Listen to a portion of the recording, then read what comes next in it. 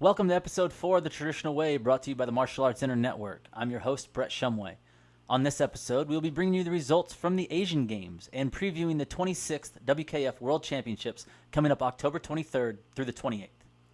As we start off and looking at the Asian Games, the 19th Asian Games was held in Hangzhou, China. Now, this event is held every 4 years, and it's a multi-sport event that showcased over 481 events. It's one of the biggest qualifiers for the Olympics in the continent. Now, karate will not be in the Olympics in Paris. That has already been decided.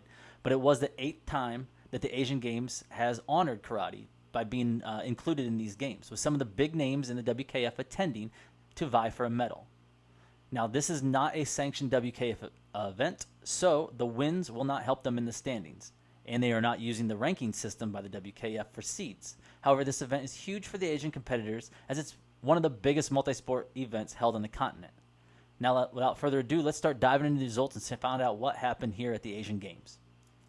Starting in the women's kumite division, in the minus 50 kilogram division, world number 12, Chinese Taipei's Xiao Xionggu, won by decision over number 4, Kazakhstan's Maldir Zhangberbey, to win the division. And what ended up being a big upset as world number 37, Uzbekistan's Sevinch Rakhimova, walks through number 6 ranked Chinese Taipei's Xu Pingqiu by a score of 9-1 in the minus 55 kilogram division. The minus 61 kilogram division pitted Chinese fighter and world number 81 Li Gong against number 79 fighter Vietnam's Thai Nguyen Nguyen. It was a Chinese woman that torched the Vietnamese fighter by a score of 9-0. In the minus 68 kilogram division, China's Kiao Kiao Li, coming in ranked 18th, wins over world number 5 Laura Alikal from Kazakhstan 4-0. Lastly, Nepal's Arika Gurung loses to world number 1 Sofia Burwatseva with a score of 3-0 to round out the over 68 kilogram division. As we start looking into the men's, we find Kazakhstan's Kaiser Alpasbey in world number 7, who won an exciting match over world number 2 Kuwaiti Abdullah Shaban with a score of 7-5 to take the gold in the minus 60 kilogram division.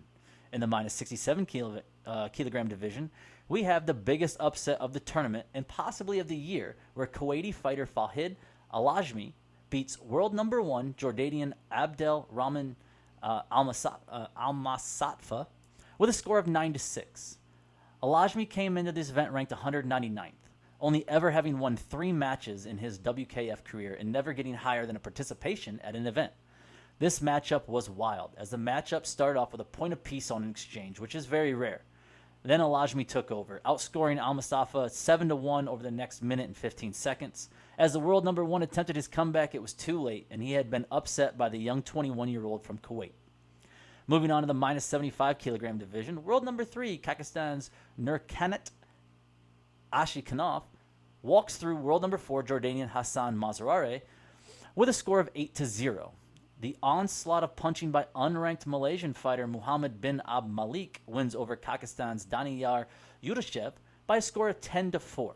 Now, averaging a point every 18 seconds, the Malaysian fighter breezed through the gold medal match to shock the world number 21 fighter from Kazakhstan to win the minus 84 kilogram division. In the over 84 kilogram division, Iranian Sahad Ganzadeh wins in a matchup of punchers over Kyrgyzstan's Adalet Shadi Khanov that went back and forth until 30 seconds left, where Ganzadeh scored 2 quick points to win 4-2. As we look into the kata divisions, world number 3, Kiyu Shimizu, easily wins over Malaysian's Robeth Lovely-Ann. Notably, though, the closest match was in the semifinals, where Shimizu beat world number 2 Grace Lau. And again, since this was not a WKF event and the rankings didn't matter, the best matchup of the division happened in round 2. Grace was the only competitor present that could beat Kiyu. But the draw being what it was, Grace lost to Kiyu in the semis and went on to take bronze in this event in what was a very lopsided victory, for sure. For the men, current world number 2, Kazmoto, just walked through the men's division at this event. The closest anyone got to beating him was in the first round, where he was 1.3 points higher than the next competitor. And in fact, he wins the gold medal matchup over Kin Hang Kwok of Macau by 3.2 points, which is a huge margin to win final matchup by. In the team kata divisions, we found a team from Vietnam of Thai Phuc Nguyen, Nuoc Tram Nguyen, and Thai Thu Yuen Lu cruised to gold in the division with a performance of Ohan Dai, over a Malaysian team's performance of Chinto in the women's division. And in what very well may be a warm-up for the World Championships, Team Japan with the Moto brothers and Koji Aramoto performance of Unsu takes gold over a young team from Macau performance of Anand by a score of 44.5 to 41.7, cruising to the gold medals for the men. Now let's move on to my predictions for the World Championships.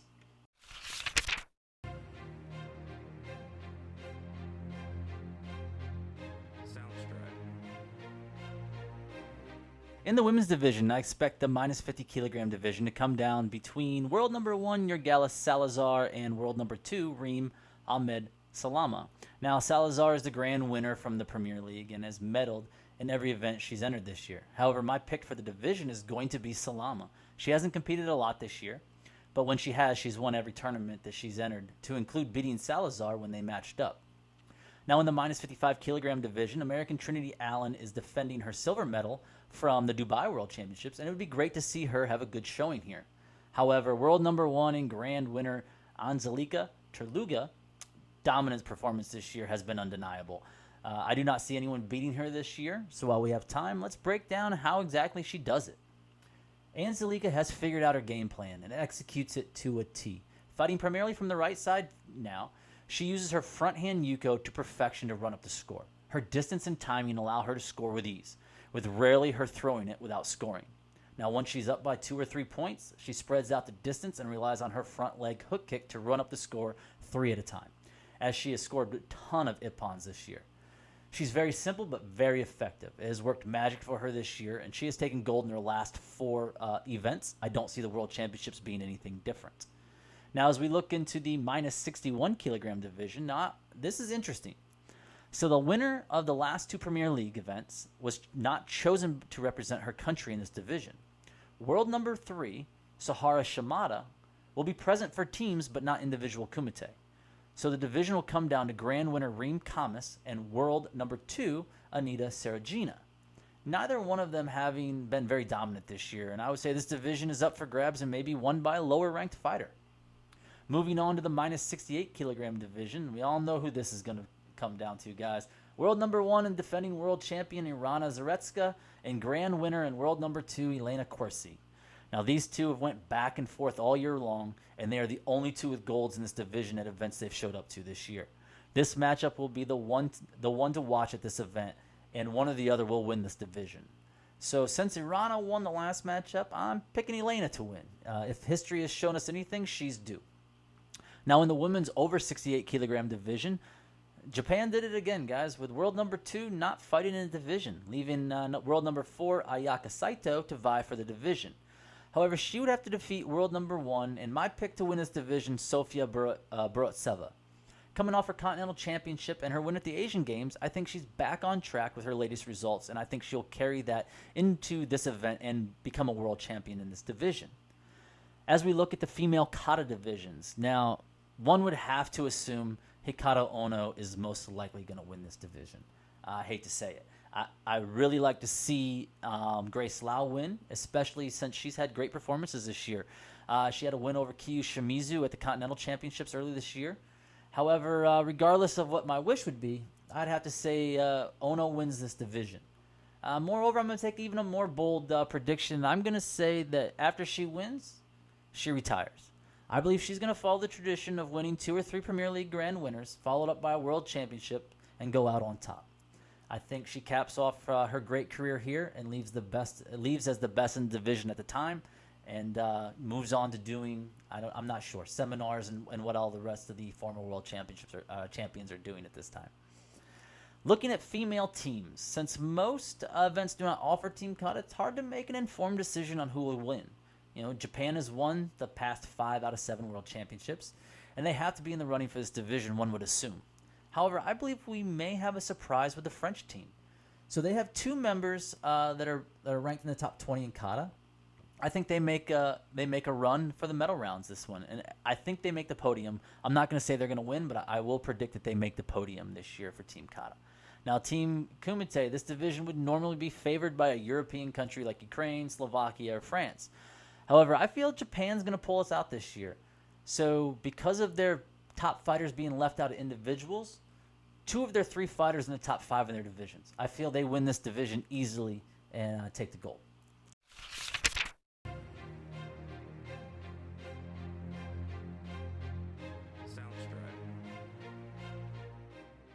Moving on to the men's divisions, the minus 60 kilogram division isn't really clear cut on who may win.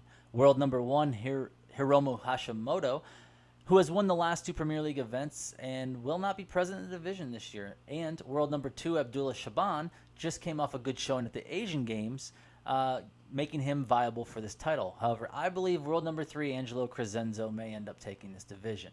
Even though he's had mixed results over the past couple of events, he has more experience than anyone else in the division and would like to get back on track and back on that medal podium again to match his silver and gold from the past 2 world championships. In the minus 67 kilogram division, world number 1, Abdel Almasafa, would love to make up for the trouncing that he just took at the Asian Games. However, for me, I got to say I want to see Francis Steven DaCosta win this division and take a three-peat at the World Championships, a feat that hasn't been done in fighting in a long time. This year's grand winner, Quinton Mulhausen, will be present in the division. However, I do not see him beating world number 1, Abdallah Mumda Abdelaziz, who hasn't been very active this year, but did come off a gold medal win at his Continental Championships. I believe he carries that win into the gold in the minus 75 kilogram division in Budapest. Also, defending bronze medalist, American Thomas Scott, will be present and looking to return to the medal podium this year. In the men's minus 84 kilogram division, it's a done deal for me, guys. It's going to be won by world number 1, Muhammad Al-Jafari. Now, he has stumbled in Dublin, but he's won 3 out of the last 5 events he's entered in this year. And the young fighter is going to make a big splash in his first attempt at a world title. Lastly, world number 1, Babahar Seksako and grand winner Rizan Talibov will be present in the event and both have a chance to win. However, my pick is going to be Egyptian Taha Tariq Mahmoud. I think he pulls out the win in the over 84 kilogram division. Although he has not been very active this year, he has medaled at both events that he's attended, to include beating Sako in their only meeting this year. In the men's kata division, now I'd be lying to say if I said I didn't wish Ariel Torres wins this. It would be great to have the first North American athlete win a kata division at the World Championships. However, I don't believe this year is it for him, unfortunately. I think Nishiyama Kakuro wins this division, and I believe the division is going to come down to Kakuro and Torres, but it will ultimately be Kakuro who wins this division. Now, in the men's team kata division, for me, it's most likely going to be Japan, and not just because the country's won 4 out of the last 5 world championships in this division. This year, I believe it's going to be this year because of the team of the Moto brothers in Aramado, who are going to bring a great demonstration of the JKS Shotokan that they do, and I believe they're going to be unbeatable this year. I think they go into the gold medal match, they run Unsu, it's a wrap. Now in the men's 5-man teams, which is always exciting, usually Europe has a strong presence in this division. However, the past couple of years, Iran and Turkey have come on strong. Now for me, I got to believe it's going to be Jordan this year. Jordan's going to pull it out. They have 2 world number 1s and a number 4 on their team. And since they go by matchups and you get 1 point for win, I got to give it to Jordan that Jordan's going to pull it out and be the winner this year. In closing, I want to talk about player selection for the World Championships. I find it very interesting the athletes that have been chosen by their respective countries. Most notably, I'm going to call out Japan. All right, they left a lot of top-ranked fighters not participating in the individual events, which leads me to believe that they need to reevaluate how they select their athletes for the World Championships. It doesn't make any sense when you have a fighter that has done very well over the last couple of events and are ranked in the top 5 to be passed over by someone ranked in the 20s. Seems to me that Japan is leaving a ton of medals on the table that they could have obtained, and it is questionable to say the very least. Now, the World Championships is going to definitely shake up the world rankings. The world rankings are going to be affected in almost every division. So due to the fact that only one competitor from each country can compete per division, many divisions will be shook up because the World Championships are a 12 multiplier, meaning the points you earn times 12. Since the Premier League events and Continental Championships are a 6 multiplier, those competitors that have been selected to compete in Budapest will definitely move up in the rankings, and even if they just have participation points. Divisions where this will be most likely are the kata divisions, where 5 out of the top 10 in both women's and men's are from Japan. Now, most of them will drop down in the rankings and possibly out of the top 10 due to only the world number ones in Ono and Kakuru being selected to compete at Budapest. Regardless of the ranking outcomes, guys, the Worlds is going to be an absolute exciting event to watch. Most people are going to download these videos and watch them on YouTube hundreds of times after the event, and it's going to be what we talk about for probably the next 2 years when it comes into the World Championships and who's going to vie for those next titles. But hey, join us on the next episode where I'll be bringing you the results from that event. And thanks for spending your time with me, and make sure to check out all the great shows on the Martial Arts Internet.